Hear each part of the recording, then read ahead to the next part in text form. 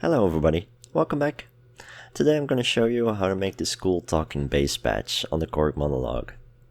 And this is probably my favorite patch so far. It's something I try to make on all my synthesizers, but sadly not all synthesizers have an LFO that's fast enough. But luckily the MonoLogue LFO is ridiculously fast and it lets you do some really cool things. So yeah, I'll just walk you through what's going on here from left to right. We have VCO1 set to triangle, VCO2 is set to sawtooth, and I don't know how well you can see it on screen, but the second light is lit up, so that tells you what octave the second VCO is on. We got drive set to 0, shape on both of these is all the way to the left, no oscillator sync, no ring mod.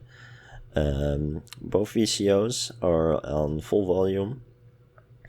We have the cutoff set to, let's wiggle the dial a bit so I can see exactly, to 214, and resonance to 818.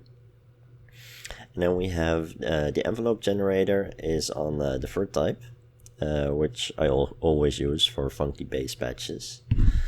Now the envelope settings, especially the attack and decay, you can adjust the taste.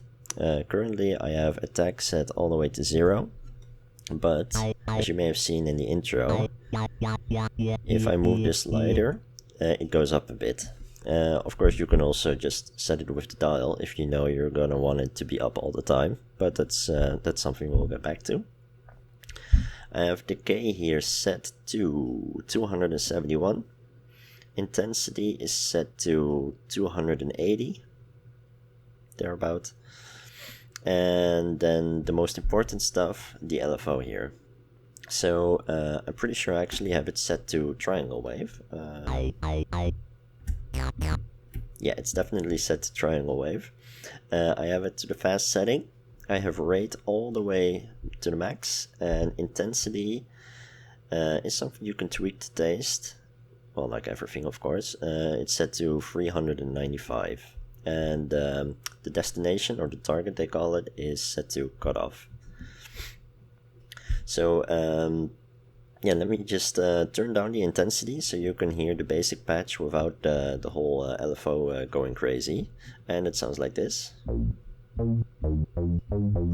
which is already a pretty nice, warm, a bit woolly, a bit dark, funky bass patch.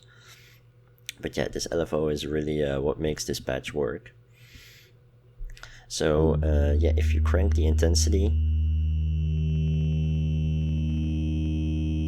you can already hear a bit of a vocal effect going on. If you raise the cutoff, you can hear it a bit better.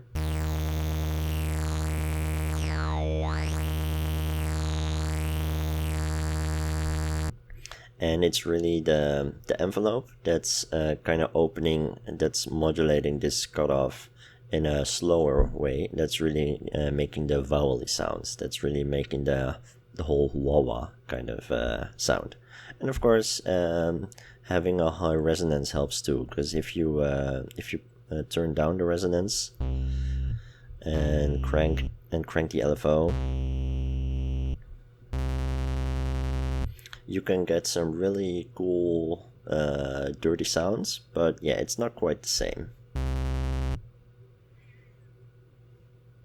So yeah, that's basically it. Of course, there's a lot you could tweak. You can use the square wave instead of the triangle wave. Let's crank this resonance again to where it was, and then you get a very sharp sound. And of course, you can compensate for that by turning down the cutoff a bit.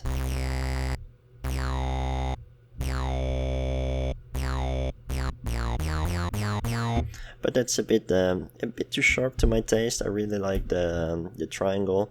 You can also try the sawtooth. That sounds a bit different yet again. I like the triangle. And yeah, of course you can raise the attack and raise the decay quite a bit. And let's see if I had this set right.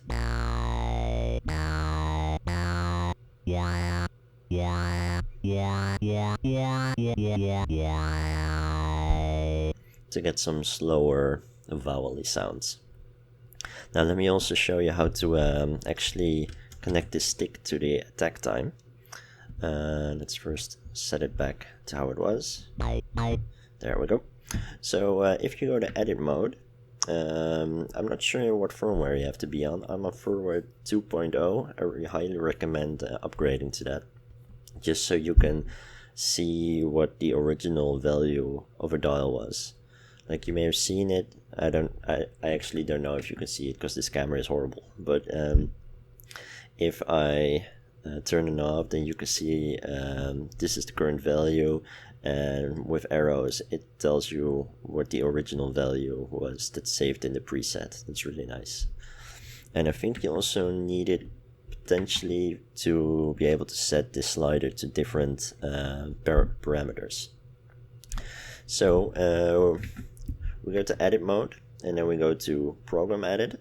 That's already selected, and then we need to go to the second button, and you get slider assigned, and you can assign it to different parameters. By default, I think it's pitch or cutoff or whatever. It also depends on whatever patch you got loaded. So I have it set to attack, and if you press it again, you can set the slider range with this dial, and I have it set to exactly 50%. That works pretty well for me.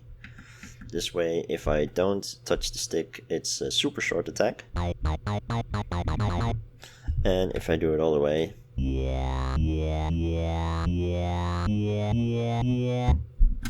get that sound. So yeah, that's pretty much it. It's not that hard to recreate. I'll see if I can upload this patch, so you can use the MonoLogue software to upload it, but it's probably easier to just do this by hand, I think. So yeah, thanks for watching. I hope you liked it, and I'll see you in the next one. Bye bye.